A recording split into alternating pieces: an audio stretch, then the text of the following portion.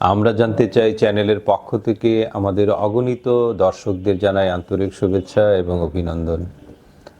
সুস্থতার গোপন কথা আমরা জানাবো। গোপন করার তো কোনো বিষয় নয়, স্বাস্থ্যগত সমস্যা সবসময়ই সমস্যা। তো আজকে আমরা এই মেডিকেল সায়েন্স বা চিকিৎসা বিজ্ঞান অথবা যদি নিষ্ঠুর বিজ্ঞানও বলি তাও অত্যুক্ত হবে না, যদিও এই নিষ্ঠুরতাকে ডাক্তাররা কমিয়ে জীবনকে সুন্দর সুপ্রসারিত করে দেন। আজকে আমরা একটা নিষ্ঠুর সাবজেক্ট নিয়ে আলোচনা করব, কিন্তু এর থেকে বাঁচারও উপায় আছে, অর্থাৎ মুখের ক্যান্সার বা ওরাল ক্যান্সার যেটাকে আমরা বলি। আমাদের সাথে উপস্থিত আছেন প্রফেসর ডাক্তার মতিউর রহমান মোল্লা, ম্যাক্সিলোফেশিয়াল সার্জন। বর্তমানে তিনি আনোয়ার খান মডার্ন মেডিকেল কলেজ হসপিটালে আছেন এবং কনসালটেন্ট হিসেবে এভার কেয়ার হসপিটালে আছেন এবং বাংলাদেশ ওরাল ক্যান্সার সোসাইটির তিনি প্রেসিডেন্ট। এছাড়া প্রাক্তন ডিন ডেন্টাল বিভাগের BSMMU আমাদের সাথে উপস্থিত আছেন। আজকে স্যারের সাথে আমরা ওরাল কার্সিনোমা বা ক্যান্সার নিয়ে কথা বলবো। স্যার কেমন আছেন? জি, ধন্যবাদ। আপনি ভালো আছেন তো? জি, আলহামদুলিল্লাহ ভালো। আপনাদের সঙ্গে আজকে আবারও বসতে পেরে ভালো লাগছে। এই নিষ্ঠুরতার কথাটা সত্যি সত্যি রোগীরা কিন্তু অনেক সময় অসহায়ের মতো বলে, আমার দিকে চায় যে তুমি কি নিষ্ঠুরভাবে আমার চোয়ালটা ফেলে দিবা। তাকে যদি বোঝায়, দেখো তোমার জীবনটা তো অনেক ইম্পর্টেন্ট, বেশি জিহ্বার অর্ধেকটা ফেলে দিচ্ছি। এর উদ্দেশ্য হচ্ছে ক্যান্সারের জীবাণু বা খারাপ জায়গাটা সরিয়ে ফেলে তোমার জীবনটাকে বাঁচানোর চেষ্টা করা। এবং কিন্তু একটা ভালো খবর হচ্ছে, এই জিহ্বার যে অর্ধেক ফেলে দিচ্ছি, এই জিহ্বাটাকে আবার রিকনস্ট্রাকশন করে মোটামুটি আগের মতো জিহ্বা তৈরি করে দেওয়া হয়। চোয়ালটা ফেললেও তাই। অতএব এই যে নিষ্ঠুরতার কথা যে শুরু হলো আজকে, আসলে রোগীরা কিন্তু আমরা মনে হয় যে আমার নিজের সন্তান হলে কি আমি পারতাম, আমি হয়তো পারতাম না। কিন্তু সত্যিকার অর্থে রোগীর স্বার্থে এবং ক্যান্সারের সুচিকিৎসার স্বার্থে আমাদের যেটা করতে হয় তো করতেই হবে। এটা হচ্ছে প্রথম শুরু করলাম। আর ওরাল ক্যান্সারের এমন একটা ভয়াবহ দিক আমাদের দেশে, আপনারা জানবেন যে south east Asia, Bangladesh, India, Pakistan, Nepal বা শ্রীলঙ্কাতে এর প্রকোপ খুব বেশি। এত বেশি যে হোল বডির যদি ধরি আমরা, প্রায় 25% হচ্ছে মুখের ক্যান্সার। 25%। তার মধ্যে মেইন আমরা পাই হচ্ছে জিহ্বা, গাল, তালু, ঠোঁট, এর বেশি পাই। এবং যদি আমি নিজেতে বলে যেতে থাকি, এর কারণটা, প্রধান কারণটা হচ্ছে কি, যে আপনারা জানবেন যে আমার দেশে প্রায় আনাচে করে দেখবেন যে ছোট একটা বাক্স বেন্ডিং পান, সিগারেট, বিড়ি বেচতেছে। এটাকে বলি আমরা ক্যান্সার ফ্যাক্টরি বলি। কিন্তু আমার দেশে কিন্তু বড় কারণ হচ্ছে chewing tobacco, smokeless tobacco, in the form of, কী বলবো আমরা, জর্দা, গুল, খৈনি, এর সঙ্গে সুপারি, যেটা এই সুপারি, এগুলো মিশ্রণ করে যখন আমরা চুন সহ খাই, এটা হাইলি পোটেন্ট কার্সিনোজেন হয়ে যায়। চিভিং টোবাকো, জর্দা গেল। এছাড়া থাকবে ওরাল হাইজিন। মনে করেন হাইজিন ঠিক নাই, দাঁতের চারিদিকে পাথর হয়ে গেছে, ফাঙ্গাস হয়েছে, অথবা দাঁত ভেঙে গেছে, ফ্রিকশন হতে হতে সেখানে ঘা হলো, সেখানে হতে পারে। গ্রামের থেকে সাইডে হবে, গালে হবে, জিহ্বায় হবে, সেখান থেকে শুরু হয়ে যায়। অর্থাৎ এটা প্রধান কারণ। এছাড়া অনেক কারণ আছে। আমি তো কারণ শেষ করতে চাই, তাহলে বলবো যে প্রি ক্যান্সার লিশন, যেমন সাদা ঘা, লালচে ঘা, লাইকেন প্ল্যানেস বলা হয়, অথবা লিকোপ্লেকিয়া, ইরিথ্রোপ্লেকিয়া, যেগুলো মুখের মধ্যে যদি দেখা যায় 3-4 সপ্তাহ বেশি থাকছে, সাধারণ চিকিৎসা ভালো হচ্ছে না, সেটাকে নিয়ে অবহেলা করার কোনো সুযোগ নাই। সেগুলোকে আমরা চিকিৎসা করতে হবে। এটা একটা লক্ষণ বলেন, আরো কতগুলো লক্ষণ আছে? একটা মানুষ সাধারণভাবে কিভাবে বুঝবে যে তার মুখে ক্যান্সার হতে পারে?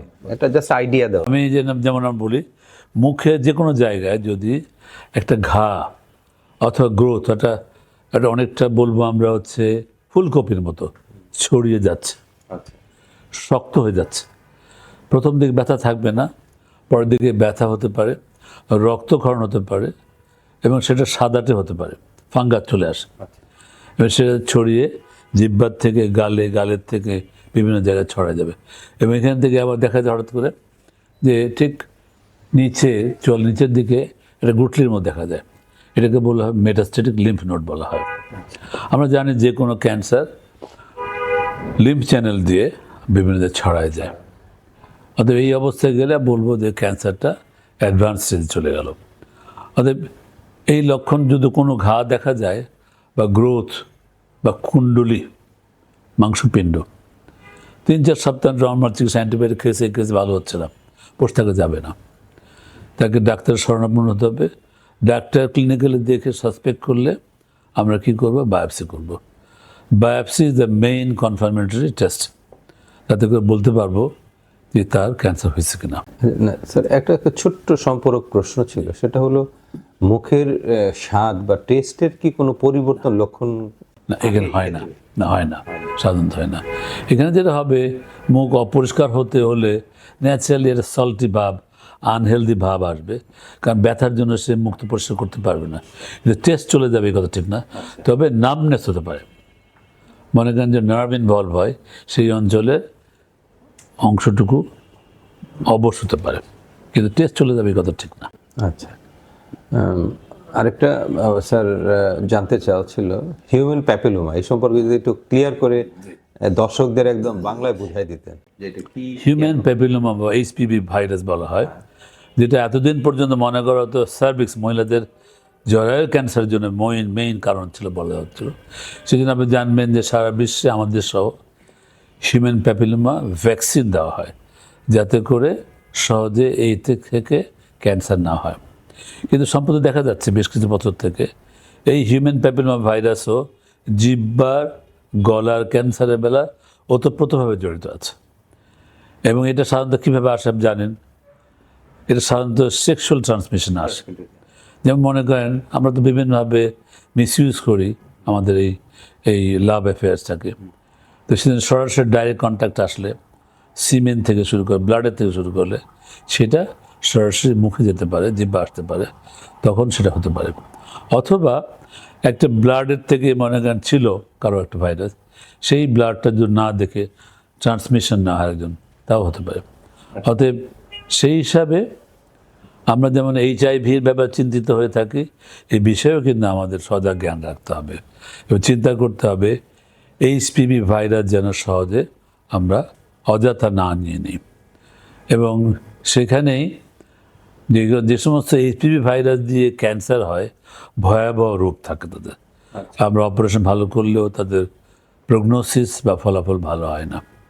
অতএব আমরা কিন্তু আজকাল কী করি, বায়োপসি করার পরে HPV পজিটিভ আছে কিনা সেটা পরীক্ষা করে নেওয়া হয়। আচ্ছা, এটা স্যার কোনো ভ্যাকসিন কি স্যার? আনফর্চুনেটলি মহিলাদের বেলা আছে, পুরুষদের বেলা এই দেশে আমাদের কোনো ভ্যাকসিন নাই। তবে সুযোগ থেকে দেওয়া উচিত ছিল।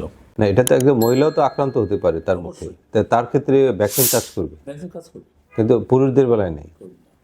এটা কি হরমোনাল কোনো কারণে নাকি? না, সেই জন্য না, বলছে যে পুরুষদের বেলা কাজ করবে, কিন্তু পুরুষদের জন্য এই ভ্যাকসিন তৈরি হয়।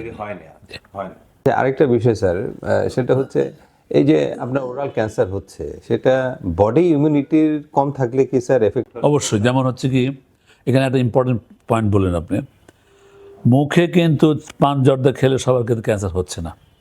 কাদের হয় বেশি? যাদের শারীরিক অবস্থা খারাপ, তার মানে সোশিও ইকোনমিক কন্ডিশন খারাপ, তার কি হচ্ছে, ভেতরের যে লেয়ারগুলো ইপিথেলিয়াল উইক হয়ে আছে, সহজে কিছু প্রদাহ হলেই সমস্যা হয়ে যায়। মনে করেন যদি একটা রুগী স্ট্রং বডি, পান সুপারি সিগারেট খাচ্ছে, হচ্ছে না, কিন্তু একটা লোক যদি উইক থাকে, তার খাবার অভাব আছে, তার একটু ছিঁড়ে গেলে, কেটে গেলে, পান সুপারি লাগলে সেখানে তাড়াতাড়ি করে হবে। সেই জন্য এটার উত্তর হচ্ছে, যদি আমরা নিউট্রিশনাল ফ্যাক্টরগুলো যদি ঠিক না থাকে, তাহলে সেই ক্ষেত্রে তার ক্যান্সার হওয়ার চান্স বেশি থাকবে।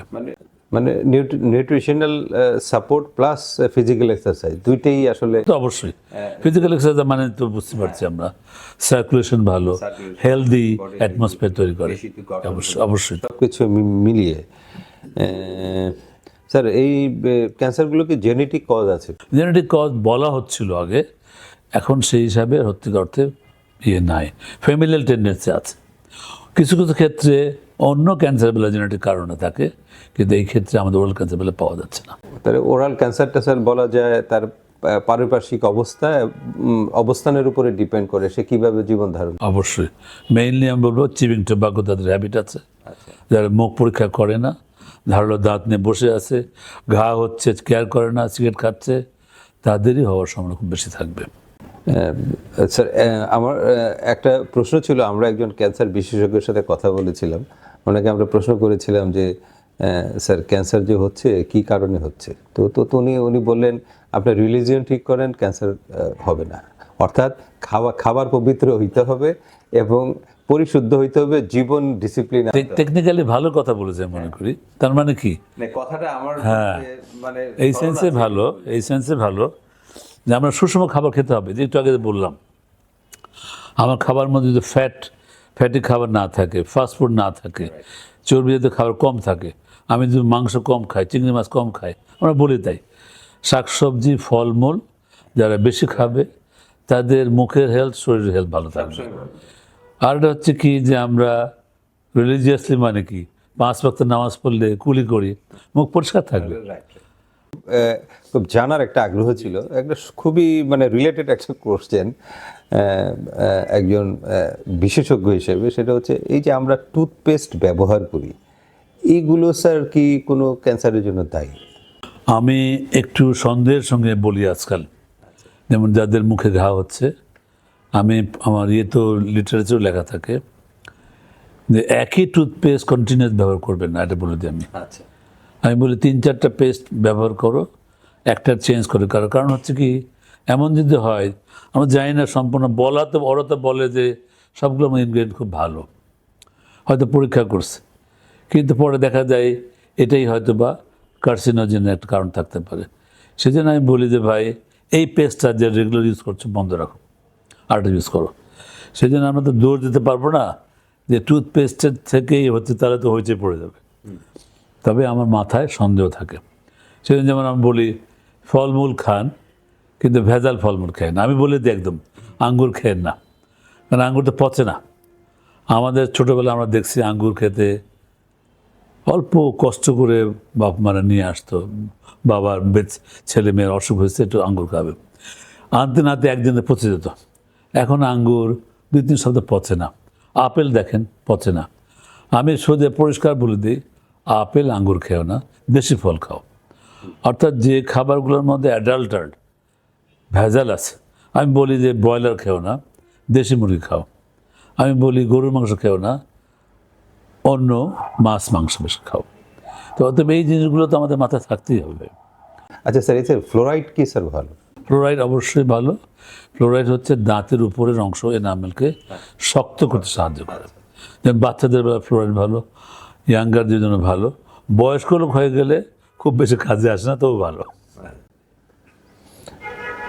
স্যার আমার পরবর্তী জানতে চাওয়া সেটা হচ্ছে গলা ভাঙা, কাশি, ক্ষুধামন্দা, ওজন হ্রাস পাওয়া, হ্যাঁ, রক্তপাত, জ্বর, ঠান্ডা, এগুলোর সাথে ওরাল ক্যান্সারের সম্পর্ক। আমরা যখন দেখি যে একটা ক্যান্সার যদি ওরোফ্যারিংস, তালু অথবা ফ্যারিংসের দিকে যদি হয়ে থাকে, সেই ক্ষেত্রে প্রথম যেটা হবে, তার শ্বাস নেওয়া এটা অনেক সময় ডিফিকাল্ট হতে পারে, স্বর ভেঙে যেতে পারে, ব্লিডিং হতে পারে। এবং রুগী এরকম আসে যে হঠাৎ করে সকালবেলার দিকে অনেক রক্ত আসছে, কোত্থেকে আসছে বলতে পারছে না। এটা হতে পারে ন্যাজোফ্যারিঞ্জিয়াল কার্সিনোমা বলে একটা আছে, নাকের পেছন দিয়ে ফ্যারিংস থাকে এবং সাইনাস থাকে, এর ভিতরে কিন্তু ক্যান্সার হতে পারে। তালুতে হতে পারে, তালু পেছন হতে পারে। সেগুলো ক্ষেত্রে হলে অবশ্যই স্বর ভেঙে যাবে এবং ব্যথা হবে, রক্তপাত হতে পারে। অথবা সেগুলো হলেই আমরা দেরি না করে পরীক্ষা পাঠাতে। পরীক্ষাটা কি? ফাইব্রোস্কোপি বলা হয়। নাক দিয়ে ক্যামেরা দিয়ে দেখতে হবে যে কিছু হয়েছে কিনা, অথবা সিটি স্ক্যান এমআরআই করে দেখা যাবে।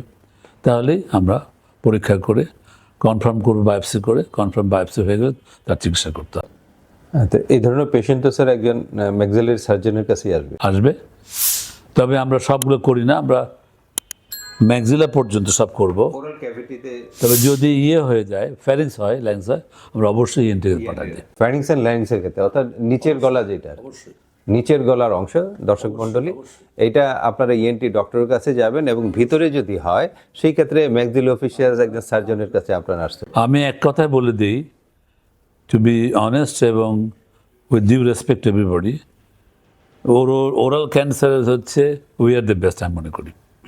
এনটিরা করবে ভালো না তা বলছি না, but we are the best.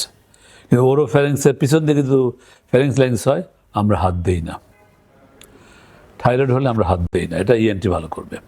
This A clear division.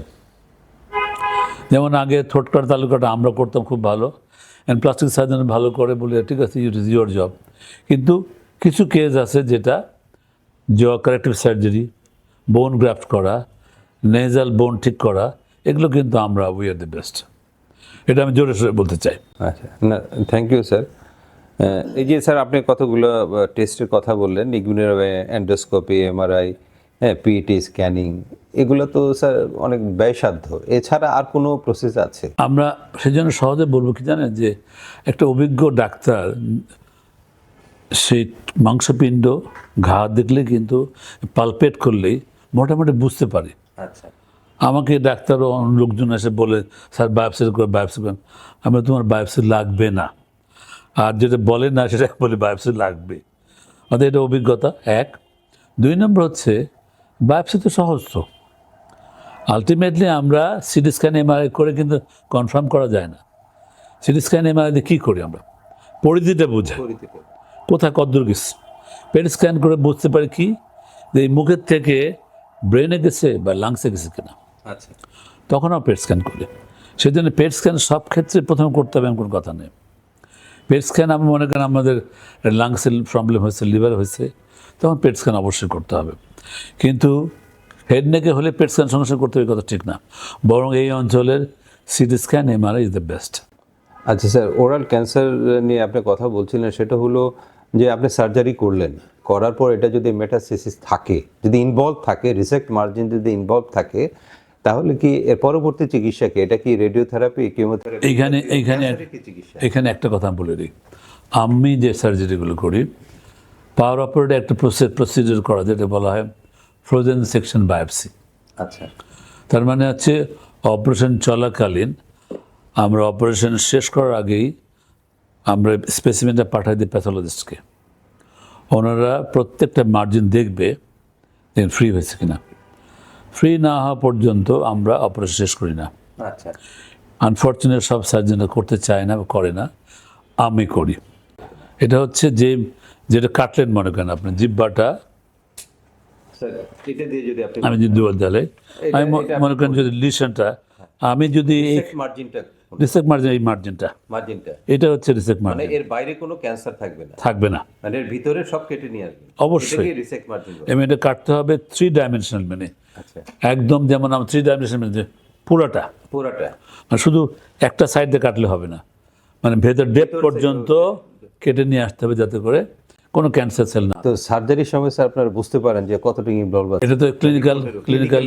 তারপরে যে বললাম বায়োপসিটা করবো ডিউরিং দ্য সার্জারি, এটা পরে না কিন্তু। আচ্ছা, ডিউরিং দি সার্জারি, তার মানে আমি যে কাটলাম, কেটে পাঠলাম ভাই, এটা আমার পূর্ব দিক, পশ্চিম দিক, উত্তর দক্ষিণ দিক, ওরা তখন পরীক্ষার সঙ্গে সঙ্গে করবে, করে বলে দিবে টেলিফোনে আধা ঘন্টার মধ্যে যে আপনার পশ্চিম পূর্ব দিক ক্লিয়ার আছে, দক্ষিণ দিক ঠিক নাই। তখন আমরা শেষ করে আবার দক্ষিণ দিক কেটে দেবো, আবার পাঠাবো, আর বলবো হ্যাঁ ক্লিয়ার, তখন আমরা সেলাই করে বন্ধ করবো। আচ্ছা, যদি স্যার মেটাসিস থাকে, যে আর কিছু করার নাই, সেই ক্ষেত্রে কি হয়তো তার তো ক্যান্সার রইল? মেটাসিস থাকবে কেন, আমার কথা হচ্ছে আচ্ছা, আমাদের লোকালি এখানে হলে আমরা নেকে থাকে, আমরা নেক সহ করে ফেলতেছি। আচ্ছা, আমরা কিন্তু একটা জিনিস বলি, ক্যান্সার মানে শুধু এইটুকু কেটে বাদ দেও না, নেকে যে নোড, যেটা এমআরআইতে বোঝা যাবে, সেটা সহ বের করাটাই জরুরি। আচ্ছা, এবং সেটা পরীক্ষা যাবে এর মধ্যে ক্যান্সার ছিল কিনা। তবে ডিস্ট্যান্ট মেটাসিস যদি দূরে থাকে, সেটা থাকতে পারে, যেমন লাংসে, আচ্ছা, সেই ক্ষেত্রে এখানে ক্লিয়ার হয়ে গেছে, তখন আপনি সেখানে কি করবেন, কেমো অথবা রেডিওথেরাপি। আচ্ছা, সেটাই আমি জানতে চাচ্ছিলাম, আপনি যদি থেকে যায় তখন কি অবশ্যই দিতে হবে। সেই জন্য অ্যাডভান্স কেসে আমরা বলি যে আমরা রেডিওথেরাপি এবং কেমোথেরাপি হেল্প নেব। তবে আমরা বলি রেডিওথেরাপি হচ্ছে best compare to the chemotherapy, chemotherapy অনেক সাইটোটক্সিক, শরীরে অনেক ক্ষতি করে, পারতপক্ষে কম দেওয়া, এটা হচ্ছে নিয়ম। Thank you sir. এখন ওরাল ক্যান্সার নিয়ে আপনি অত্যন্ত মানে ইনফরমেটিভ একটা আলোচনা করলেন।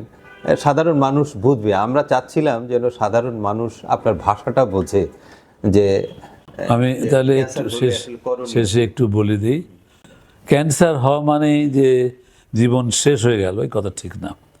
আর মুখের সব ঘাই যে ক্যান্সার তাও ঠিক না। একটা ঘা বা রক্ত মাংসপিণ্ড যদি 3-4 সপ্তাহ ধরে বাড়ছে, ভালো হচ্ছে না, চিন্তা করতে হবে, পরামর্শ নিতে হবে, প্রয়োজনে বায়োপসি করে কনফার্ম হতে হবে। এবং একটা কথা বলি, যে কোনো ক্যান্সার প্রাথমিক দিকে ধরা পড়লে, সার্জারি করে চিকিৎসা করলে তার জীবন অনেক দিন রাখা সম্ভব, প্রগনোসিস করা ভালো। আর এটা যদি অনেক দেরি হয়ে যায়, মেটাস্টেজ যেটা বললেন, মেটাস্টেজ হয়ে যায়, সেই ক্ষেত্রে তার জীবনের ঝুঁকি অনেক বেশি হয়ে যায়। অতএব আসুন, ক্যান্সার নিয়ে ভয়াবহতা না, আগে আগে এসে রোগ নির্ণয় করে নেন এবং সঠিক চিকিৎসা করে আপনারা ভালো থাকার চেষ্টা করেন। আর একটা কথা বলবো, মুখের স্বাস্থ্য, অন্তত দিনে 2 বার দাঁত ব্রাশ করব, 6 মাসে 1 বার দাঁত দেখাবো, মুখ দেখাবো, তাহলেই ক্যান্সার থেকে দূরে থাকার সম্ভব থাকবে। এবং পান সুপারি অবশ্যই জর্দা পরিহার করতে হবে। ধন্যবাদ স্যার। সুধী মণ্ডলী, এতক্ষণ আমরা প্রফেসর মতিউর রহমান মোল্লা স্যারের কাছ থেকে ওরাল ক্যান্সারের বিষয়ে খুব তথ্য ভিত্তিক খুব আলোচনা শুনলাম, এবং উনি যে সাজেশনটা করেছেন সেটা হচ্ছে গোল, জর্দা, সুপারি, পান এগুলো যতটুকু সম্ভব পরিহার করা উচিত এবং মাদক থেকে দূরে থাকা উচিত। এবং এর প্রায় 80%ই কিন্তু আমাদের এই জর্দা, গুল, আপনার ধূমপান এবং মাদকদ্রব্য সেবনের থেকেই এই রোগটা সাধারণত হয়। তো এ থেকে বাঁচা সম্ভব, জীবন সুন্দর করে গড়াও সম্ভব। প্রফেসর মতিউর রহমুল্লাহ জীবন বাঁচাতে, জীবন সাজাতে দুটোতেই ওনার অবদান আছে আমাদের দেশে। আশা করি আপনারা আমাদের অনুষ্ঠান থেকে অনেক ভালো ভালো ইনফরমেশন এতক্ষণ শুনেছেন এবং আপনাদের জীবনে এর কাজে লাগবে। ধন্যবাদ সবাইকে।